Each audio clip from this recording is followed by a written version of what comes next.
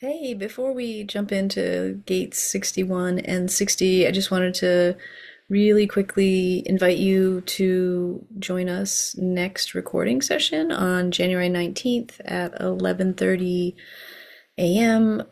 Eastern Time to jump in and celebrate the Rave New Year with us. The sun will be entering gate 41 and we'll be covering gates 41 and 19 and hopefully chatting with you a bit and maybe answering some questions about this whole sun transit and any other human design or gene key or general astrology questions you might have. Really looking forward to it, and we hope you can join us. Well, welcome. Today, Lauren, Christine, and I are going to be talking about sun transit 61 and 60. So we're going to be exploring around, seeing what we can learn and what we can play with over the next two periods of 5.5 days. I stumbled over it. So you Yeah, tell us something about it, Christine. yeah, I don't know exactly what I can tell you. I feel stumbly myself, so here we go. So we're gonna start and we're gonna be in gate, well, right now we're in gate 54. And so I guess I'll just offer up, we didn't really talk beforehand. Is there anything that's come up for either of you around this gate 54 that we've been in or the gate 38, I think it was before that? Anything that 54 being ambition, 38 being the fighter?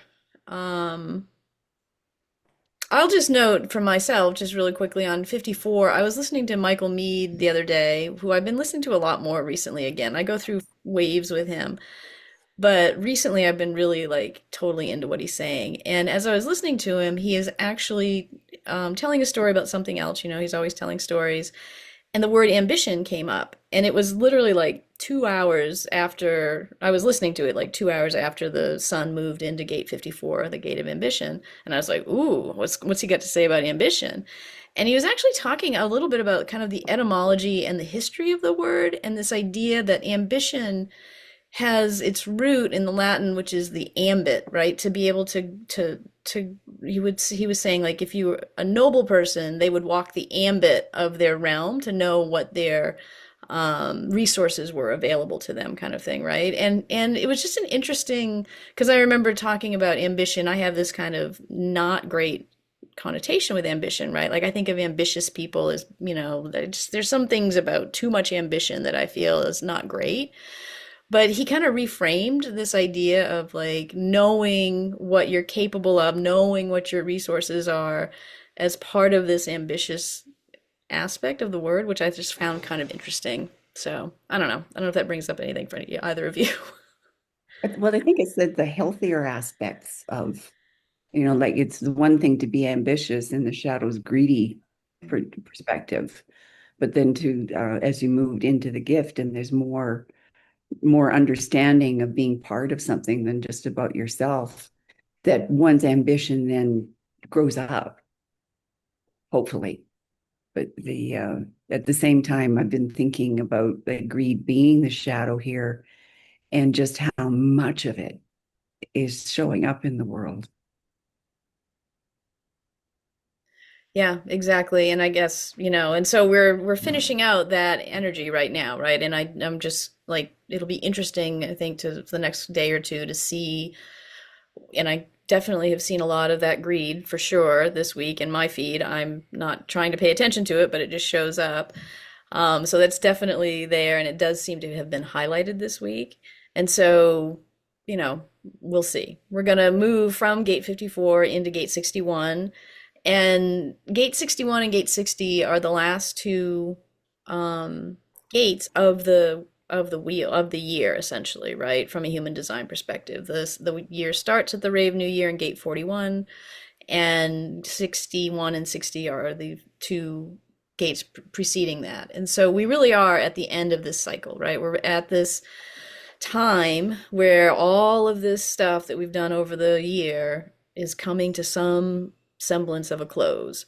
And we're also, like all endings, it's a beginning, right? And so this is this energy of like figuring out what we've learned and trying to make use of it, which gate 61 is particularly good at, I think, in some ways. It literally is a head gate. It's up in our head center, and it is the gate of mystery. It's the gate of inner knowing, right? It's an individual energy, and it really does want to know everything. It wants to know the unknowable, which is a really lovely energy, except that it can also the gene key shadow is psychosis, right? Which is probably one of the darkest sounding of the shadows, I think. But this energy does have that. There's so much drive to know what could be known that, if you don't temper this energy, you can find yourself off in some place that isn't healthy, right?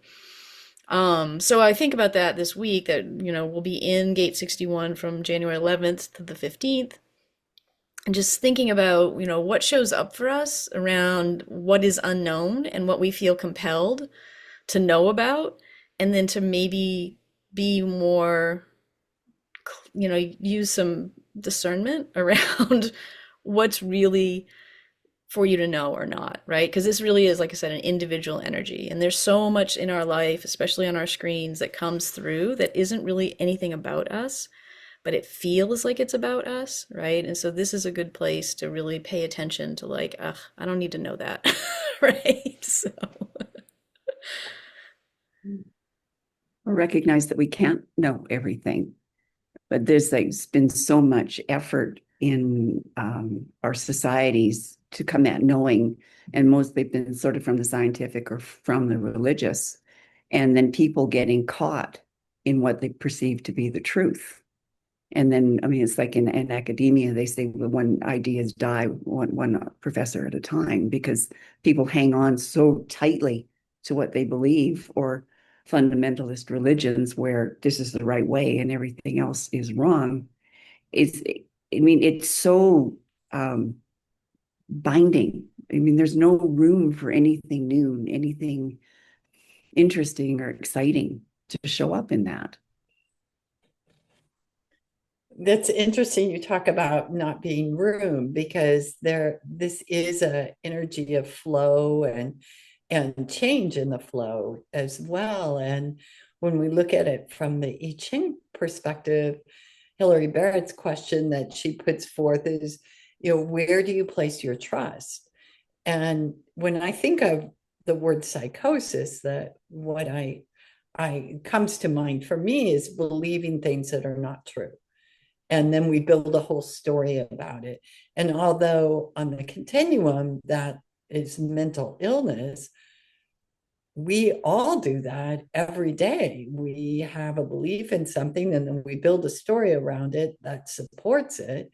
It doesn't matter if it's something from our past or something that just happened to us at the grocery store. And so the question is, where are we going to live, right? Are we going to live seeped in that, or are we going to make room for other possibilities? This is what I believe to be true. However, I know there are things I don't see or don't know that could also be true. Yeah. Oops, go for it, Lois. Oh, go ahead.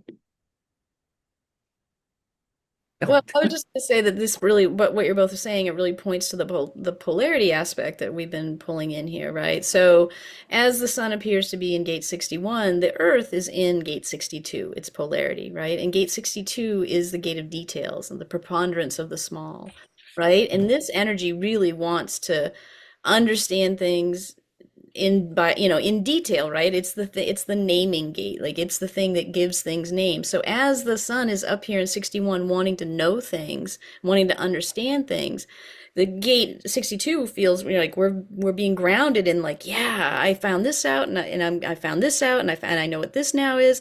And we make up this story that these things are facts, right? Gate 62 wants to call things facts, right? And so we start expressing out these things that, may or may not be true, right? And so these polarities are within us, right? Like, just because we think we know something, right, doesn't mean we actually do. And it's really hard sometimes to discern that.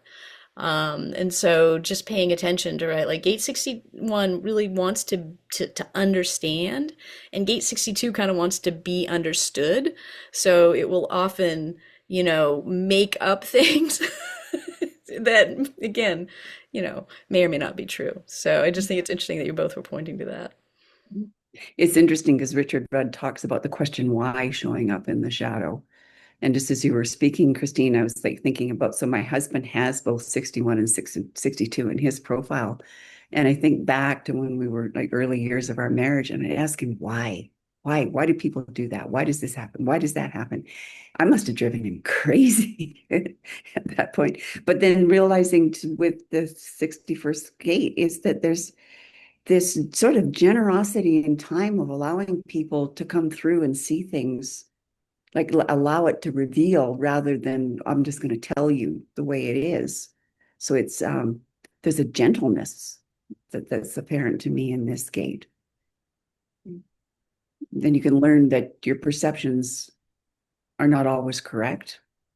And I know Richard Rudd used the doors of perception. I was thinking about Aldous Huxley's book about taking drugs and the differences that happen as one's perception shifts. And then as you move back into what you would call your more normal state, how all of that can look wonderful. It can look odd, but then we can't figure out why we can't see things that way in those places sometimes where it all makes so much sense. And then all of a sudden you're back in this other regular state and it doesn't work at all. Yeah. Yeah, that's kind of the nature of mystery, right? Like this is this thing, like things are mysterious. Even when we think we understand them, they still can feel mysterious, right? Like I understand how humans are formed in the womb, but the actual process of it, when you look at it, it's super mysterious. How do these two cells become all of these cells, right? Like there's still a weird thing that we can never quite put our hand or put our finger on in this realm of mystery, which I think is, again, what this energy is talking about, right? Like there are things that are unknowable. Um, not from an intellectual level exactly, right? Like it's more than just intellectual in this energy. And so I don't know. I like mystery myself, so I'm all for it. I'm curious about what's going to happen this week.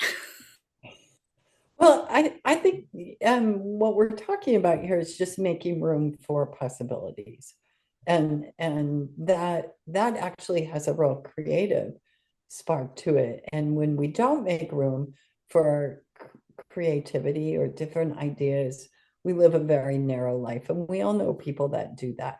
And they make their life really small. And this is the only way to do it. This is the only way you raise your children or you get an education and I think part of our growing and evolving has been to open to more. And so it's interesting, I think, seeing this on the continuum, going from this low density energy of believing things are not true to moving into inspiration, right? And we have to have space to have inspiration. And so I want to talk a little bit about a Gemmo that I think might be helpful during this time period. And we actually talked about this Gemmo exactly this time period last year. And it was when we were first getting going. And I think I approached it very differently. To be honest, I'm not exactly sure. I was looking for keywords, I think, at the time. But what I'm looking for more now that we've come around the whole wheel of the year, is when we work with Gemmos, we are trying to match a state. And the state is the lower density energy. So we're trying to address the state that is and bring it up a notch or two.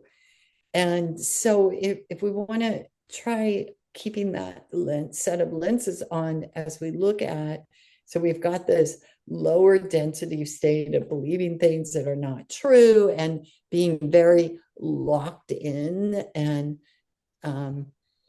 limited in our viewpoint and perspective and what we can see. what I would want for that state is space.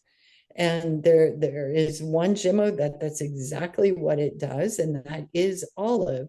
It creates space, and it does so physically in the circulatory system. It literally dilates blood vessels so the blood can flow. And we know when blood flows, we get more oxygen and we can think more clearly. And so, even on a very physical plane, we could see where that might open things up so we can be less restricted.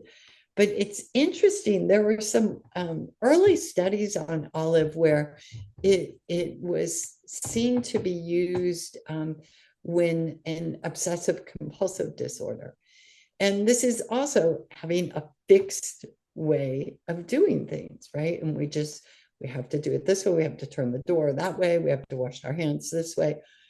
Well, we all have this, again, to degrees on a continuum. So if you're coming along with us in this process, I think I would suggest looking at olive in a microdose just once in the morning, just one drop, and see what opens up for you, because it's going to be different for each one of us. Yeah, that's Oh, get it again. Sorry, go for it, Lois. You go this time.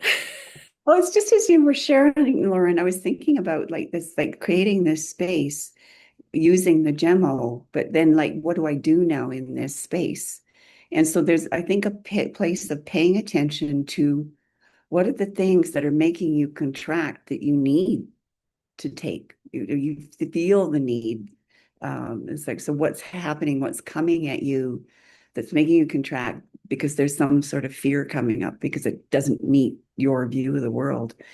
And maybe to look at that other view of the world and just say, what's here in this view that I can even think about a little bit about? I don't have to take the whole thing on, but can I look at one aspect of this and ponder on it and see if something opens up now that I'm in this more open space? Yeah.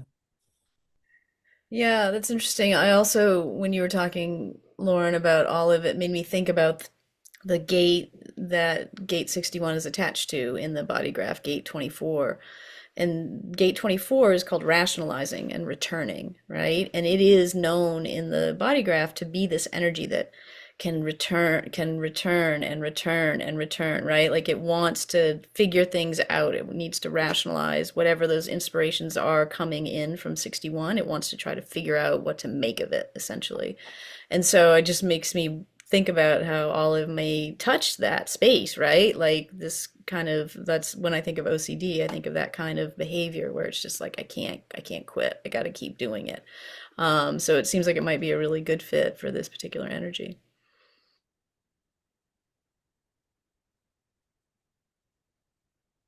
All right, looks like we did 61. I'm not hearing anything. All right. Yeah, so like I said, it's 61, gate 61, we're there until the 15th. This is going to be this mental energy, right? So just being aware that, whenever we have a mental energy activated, it can put us in that mental space, and that isn't really where we're meant to be, right? As humans, we really should still be really clued into our body and what's going on for us at a somatic level and not up in our stories. So noticing the stories, but not necessarily making any decisions based on them, which is a good practice all the time, but will be especially useful in gate 61. And so as we exit gate 61, we enter gate 60, which is the gate of acceptance and limitation. And it's at the other end of the body graph. We were up in the head, and now we're going to be down in the root. Gate 60 is a fuel, and it is this fuel. It's also an individual energy, and it's this fueling mutation, which all individual energy is about fueling mutation, but this in particular is about like understanding what can be mutated within the limitations, right? Like gate 60, I think of as this very realist kind of energy, right? It's like, look, this is what is, people, right? Like what can we fix and change and improve within that? right? And so while 61 was out there being like inspired and having all these crazy thoughts and really real interest in the world, 60 is like, yeah, yeah, yeah, whatever. What can we actually do on the physical plane? Right? And so that will be the energy that we move into. It is a what we call a format energy in the system, and so it does have extra power. Like people may be noticing between this January 16th and the 21st, there may be this extra focus and ability to like really dig in and feel the energy to make things happen, to make changes happen, right? And because it is a powerful energy. Lois, you should know it. It's primary in your design. And um, yeah, and just it's just a really powerful energy. It comes up a lot in our in human design because of just its nature. I think partly because it's such a realistic energy, right? It really is like, what can I do within the real world? Well, it's interesting too because this energy clamps down on innovation at shadow level, and at the same time, it's necessary for the evolution to happen. So it struck me as a very strange place to be. It's like you're sort of in some sort of loop. And it's like almost like, so where do you get out of that shadow level so that you can see what's going on now? And I think back to like with myself, and you said it's a major part of my profile, but it's um, like there's the structure. And I realized at one point is that the structure had me in a box. It's like I needed to do it this way. And like even when I was completing my coach training, is when we went through the final, we had to coach in front of a room full of people. And in that moment, even though I hadn't been doing it through the course, I got trapped. And here's the method: you have to do the method. And it was so uncomfortable, and I could see it in myself, and yet I was still trapped in it. So it's helped me see when like this trappedness happens, and to then have this sort of like a polarity of when is the structure supporting me and when is it getting in my way, because they're there to support us, and they only last for a period of time. All structures do. So looking at them as a given caused me a lot of trouble. Yeah, well, I think it's interesting. I mean, limitation is what you're talking about, right? Like this is the shadow in the gene key, and this is the I Ching name. Like this is the energy here. And we, I think, in our culture have a real fraught relationship with this idea of limitation, right? We do not like to feel limited. And we have been taught that limitations are a problem, right? When, quite frankly, this is absolutely not true. And any working artist will tell you this, right? Like, there's nothing worse than a blank canvas with no limitations, with nothing. Like, if you have every art supply in the world, where the heck do you begin? Right? But if you're an artist and you only have 4 tubes of paint and you've got that blank canvas, you're going to use one of those 4 tubes of paint, right? You're not going to stress over anything else because you've got limitations. You've only got what you've got, right? And I think of limitations as boundaries too, right? We're not a very boundaried, culture either. We don't do really great with that either. And so I think this is a good time to really think about this word limitations, right? And try to maybe reframe it a bit in our own mind. Like we are actually coming to a time where we're not going, like we see that we are hitting our limits, right? As a species, right? And we want to make up a story that that's a really bad thing because that's everything we've been fed, right? That when you hit a limit and when you're being withheld from doing something, that somehow that's awful. And it's just like, I don't think so. I think this is going to be a great week to just play around with like, hey, you know what? Limitations can be okay. Yeah, and I think when we choose limitations, we can begin to shift the whole framework right there that I'm choosing to work within these limitations.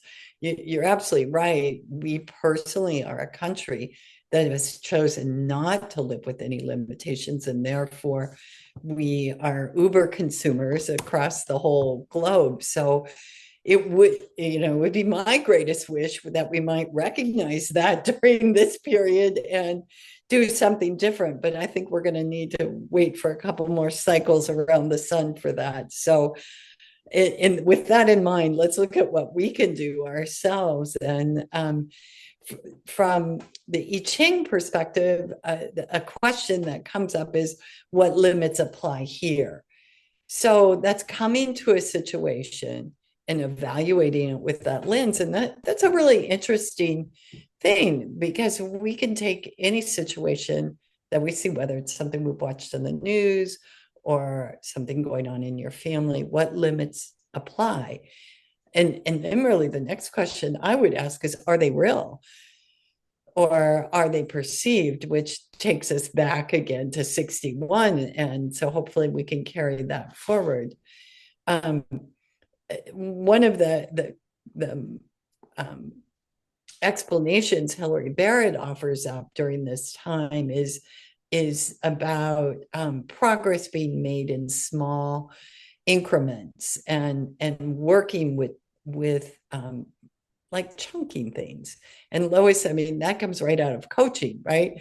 You don't walk in and say, hey, I'm going to change all these behaviors. You start with the smallest one. So I would think this gate would lend itself really well to some cool coaching practices. And I've used on myself over the years too. But it's like getting into understanding, where am I caught? And I was thinking that language is a really interesting place to start as a practice, because we're very definite about the definition of words. And so there's the how do I see this word? How do I understand this word? And are there other ways of looking at it? And I know that comes up in the Gene Keys a lot, because you sometimes look at the words that he gives for the shadow, the gift, and the city, and going, I don't even know what that means. And yet when you start to, think about it and sit with it, it starts to bring up other things, other ways of looking. So when something isn't said exactly the way you think it should be said, or somebody's used a word that you don't like, which I've seen a lot of in the world, it's like, and then those people just shut down. I don't like that word. So there's no room there anymore. So in those times where we're noticing, where we're having a reaction or caught in a very specific definition, is maybe even to go and have a look at the etymology of the word, see where it came from, and allow that to expand a little bit. So we're working with what is and allowing a change to happen in a small way in the world. And that's the way that this particular gene key seems to play out, is we need to work realistically with what is, and we can make some differences and look at things a different way. And then change happens sort of more organically. Yeah, Lois, that really speaks to the polarity again, right? And so as we're in gate 60, as the sun looks like it's in gate 60, the earth is in gate 56, right? So gate 56 is the gate of stimulation, the wanderer, right? This is the energy of curiosity. This is the person, the world traveler that wants to go out and have all these experiences and bring back stories, right? So there's a real language component in this polarity. But again, gate 60 is really concerned with what's real and what are we capable of in the moment, right? And gate 56 is much more about, I mean, it's an embellisher, right? Like it'll make stuff up too, right? But it is a creative fuel, right? Not a fuel, it's a creative ability, right? And so it is like we do have this grounding energy helping to give us more creative options around the things that we are feeling limited by, essentially, right? And so I think that's interesting that that's one way these two polarities can kind of be different, but yet still support one another. Which requires allowing. And so, Lauren, there has to be a Gemmo. Oh, for sure. For sure there's a Gemmo. And there's something that I want to just dial back a little bit and look again at this word limitation, because when I was thinking about it, um, I'm all about the fact that it enhances creativity. I mean, any cook knows the same thing, right? Oh, only have those three things in my fridge. What can I do with it? But I was thinking about that. It depends what perception we come at. And if we look at from a point of view of lack, then we're going to see that, we are going to feel limited by limitation, and we're going to feel restricted. But if we see it from a place of wisdom, which is really the realism, we go, oh, that's what's here. Great. That's what I'm going to have to work with. And I think that this could be actually quite playful, this 5 days, to come into situations. Oh, that's what's here. Okay, no parking places. I guess I'm going to have to go somewhere else, or, whatever it is for you. Now, when we came around with this last year, I thought about silver birch seed, and I think I can still make a good case for silver birch seed using this new lens. But the reason why I did last time is a seed has a limit to its size, and it has this casing on it. Yet within it is the potential of the whole plant. So yes, there's a limitation, and yes, there's all that potential. And so that actually, to me, and I would hold this to be true still a year later, that I think that really sums up 60. If I look at this from looking at the shadow, that lack, that there's not enough, or what silver birch seed is it's actually food for the brain. And it's like vitamins. And when we take something that's very nutritious, we can do more. We get a boost of energy, and so what I see this is we're feeding the brain to gain more insight, and also to lift us out of this period of lack and this lens of lack up into the wisdom space of, hey, this is what it is. And now I've got all this great brain food. I can think of 150 things I can do with what had seemed just a few minutes ago not enough. And when you say that, it makes me think about like getting back into the spirit of what things are about rather than the box of what they're about. And like with we do it this way is like, even if you look at Judaism, they're the people of the book.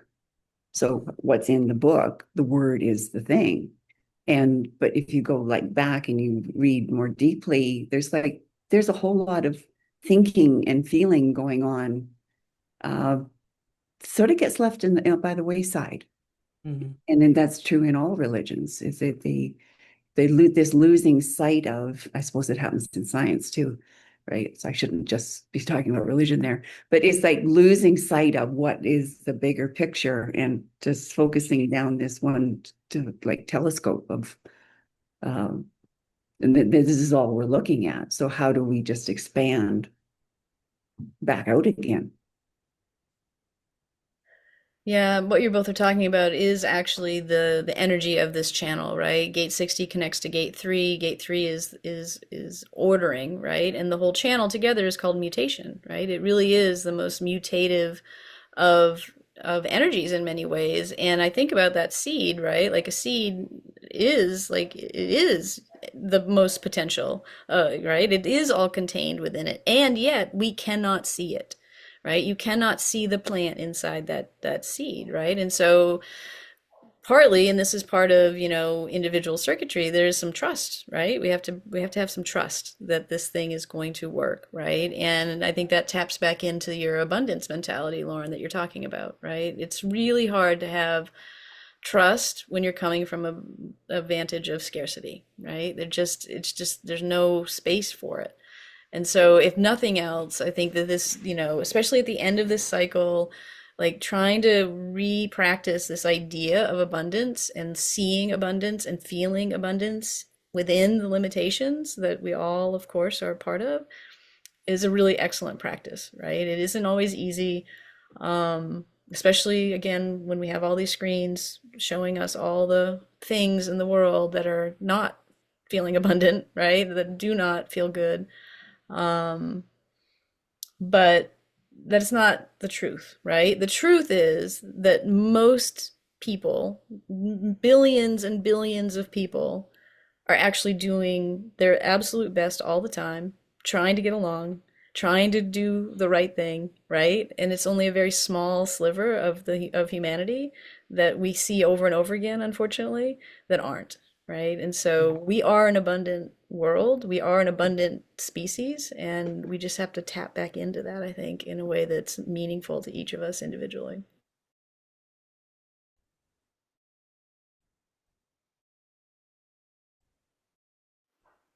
Wow, did we just end?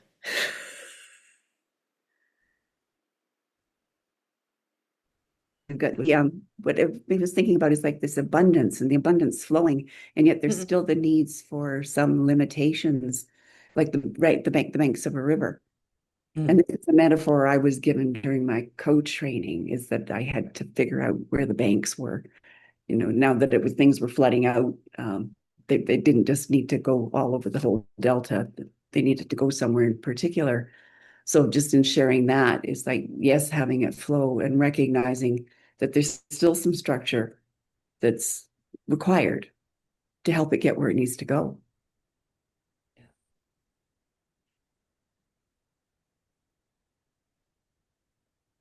Well, there we are again. Yeah. Complete. So thank you for being with us, and we hope we'll see you next time.